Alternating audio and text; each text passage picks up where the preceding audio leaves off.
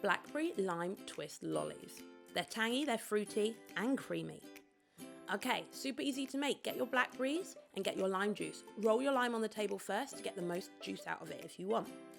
You need a little bit of unrefined cane sugar as well. Now, you can make these into a cheeky cocktail for adults only by adding a tablespoon of tequila per lolly. Don't forget some of your coconut milk, and you'll need the rest for later. Blend away, and then we pour. So we're gonna layer. Do the blackberry first, then the coconut milk. Don't do it at a height because you don't want it to mix too much. We're gonna also add some whole blackberries as well as a bit more layering from our blackberry mixture and a bit more coconut milk as well. Then you're gonna place your foil or cling film on top and pierce through with your sticks. Freeze overnight, especially if you've used the tequila. Enjoy, guys. Serve for your adult friends at a poptail party or for your kids without the alcohol. Have fun. Send us your photos.